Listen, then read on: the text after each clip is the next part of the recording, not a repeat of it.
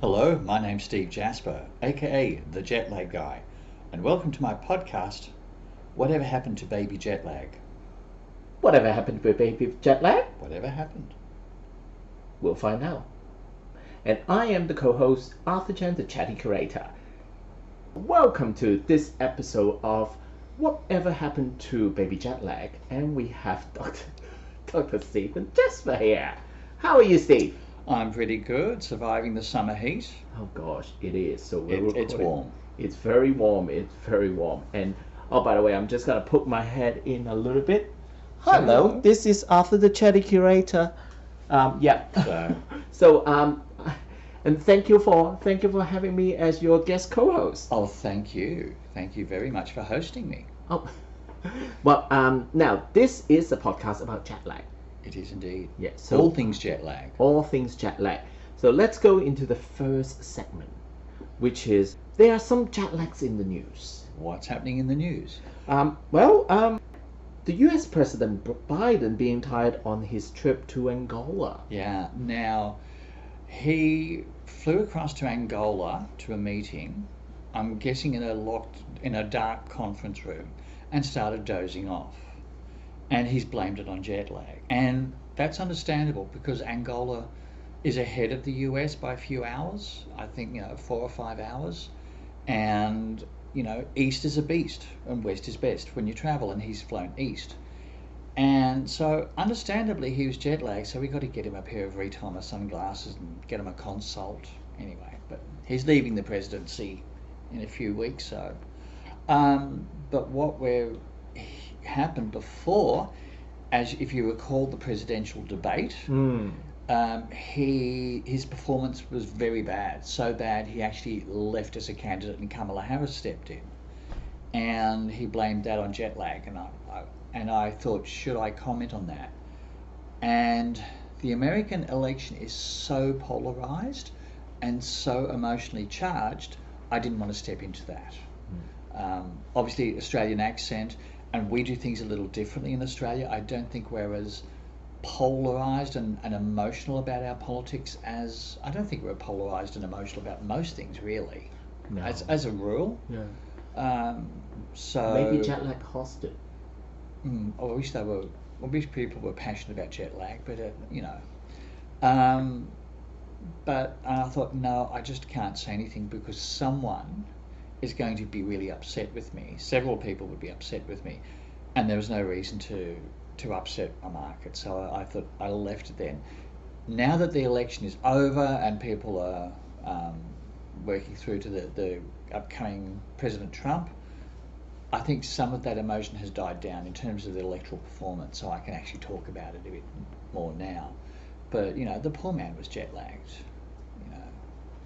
And the jet lag can happen to even from within the country. So it's like the East Coast and West Coast of US and absolutely. And they've done lots of Sydney. Analysis on sports teams. Yeah.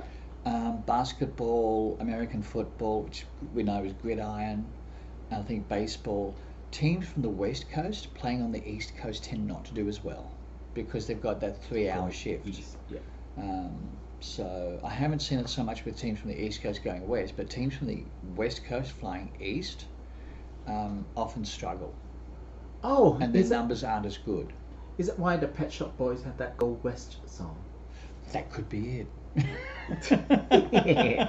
Now, the second part of this is the debate performance that you mentioned that. Yeah. Yeah, so and I don't know whether it was jet lag or just brain fog, and I'm not going to comment. I'm not a medical professional and I don't want to step into that.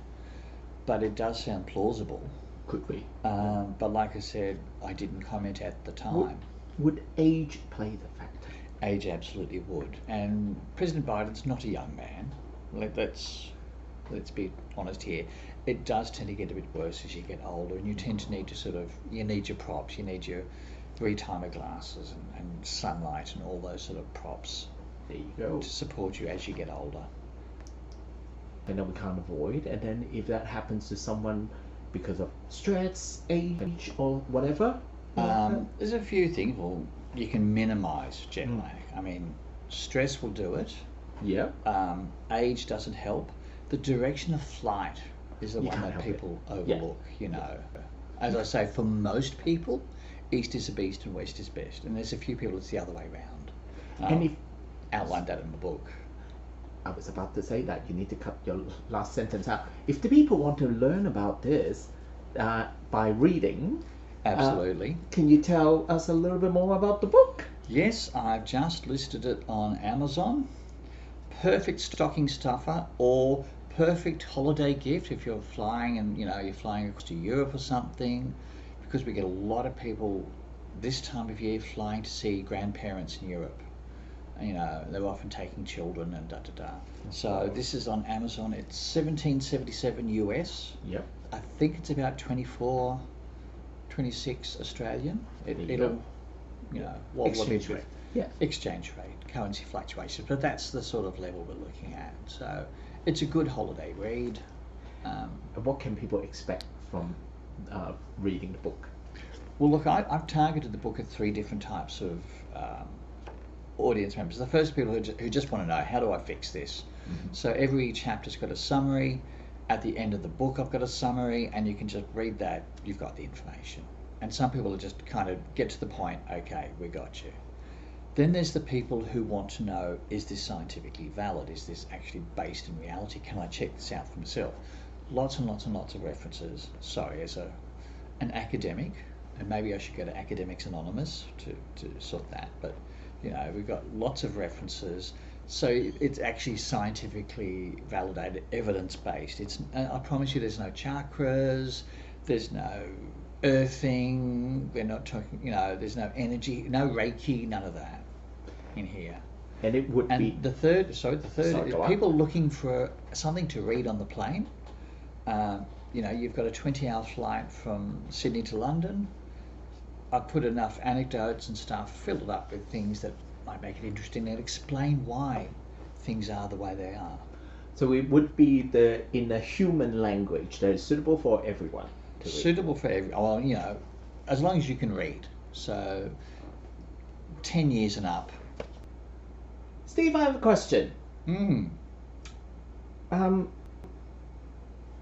Hamsters on Viagra. That's not a question. That's a phrase. No, I mean, sorry.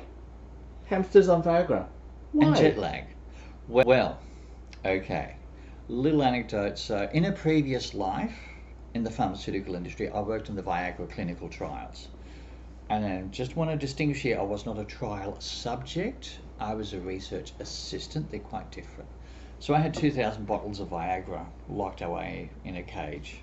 Not personally for my own benefit, you'd send stuff to For the sites and the hamsters. stuff would come back and all that sort of stuff. So that was what I had. That was what I lived with. So I was hired for a different drug, which promptly fell over and died. And it was called Tenidap, which was going to be the next best thing for arthritis, but no, didn't. No, I haven't heard of that. Possible kidney damage, so like. Well, So- but Viagra just flew off the shelves. Well, we had this drug. Look, it's a long shot. We don't think it'll work because there were stories of visual disturbances. We're going to have to watch that very carefully. Let's see, it's a long shot, right? And it started off as an angina drug. And then I said, have you had any other side effects? Well, actually, nurse. So that's how it was. Well, angina, you want to open blood vessels. And it opened blood vessels, just other blood vessels. So anyway, and working on the clinical trial, and poor Arthur's lost it. And, Sorry. and we didn't know if anything was working until halfway through. You do an interim analysis where you just check, okay, we're not killing people and it's safe. And they're like, yes, it's safe and yes, it's effective. And suddenly it went off. We were in the news. We were named in Parliament. The Vatican sent us an award. We were keeping families together. Some sort of conservation society sent us an award because we were stopping the poaching of black rhinos because we had stuff that actually worked instead of black rhino horn. It was crazy, and it was just everywhere. And all the jokes, I've heard them. Anyway, But how is it related to jet lag? now let me get to that. So while I was doing my PhD in jet lag and executive performance, I came across an article where they injected hamsters with Viagra, or the active ingredient of Viagra, for a jet lag simulation. And the Viagra worked, but only in the eastbound simulation. And I would have loved to have written the ethics for it, but I saw that and thought, that has to go in my thesis. And it is. Now, bear in mind, I did my thesis through the Graduate School of Business and Law at RMIT University. So people are writing about finance, they're writing about economics, they're writing about the digital economy. Trade law? They're writing law, all the law you can think of. And here's me with a paragraph in my thesis about hamsters being injected with Viagra for jet lag. And it was cited in Nature magazine like, hey, this could work in humans, but it's off-label. I don't recommend it. Well, the good news... But I might pack some for the next investigation. But the good news is that people don't have to take anything if they got a goggle. They've got the goggles, and I'll come to that in another episode. Yeah. Light therapy. Sorry, wrong one. Wrong episode. Wrong mention. Sorry. Yeah. Cut that out. Anyway, yeah, sorry. Please continue. So that's what we've got. We've got jet lag, Viagra. So yeah, so that's what hamsters, Viagra, and jet lag. But yes, I saw that reference. I thought I have to include this in my thesis. And we have. I have actually got two because there's the citation in Nature about it.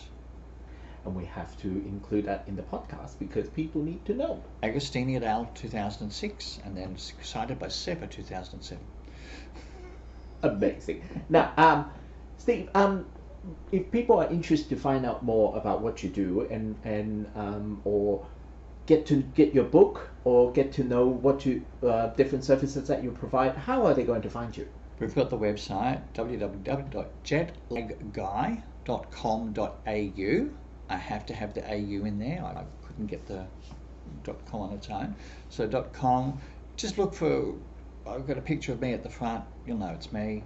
And then I've got the books, there's a quiz you can do to work out your morningness, eveningness, which I can talk about later on. Absolutely. We've got links to the book, we've got the app.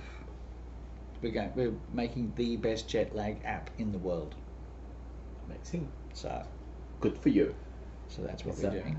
Yeah, so well, if you're interested in conquering your jet lag or preventing or minimizing the situation or the harm of it, go to jetlagguy.com.au. That's right. Thank you. And also, if you have staff who travel frequently, as a corporate wellness, we have corporate education in our pipeline. That's exciting. That is exciting. Well, look out for the jetlagguy.com.au in 2025. And thank you, thank you, Steve, and thank you, Arthur. Thank you for letting me co-host this series. It's been wonderful. And see you the next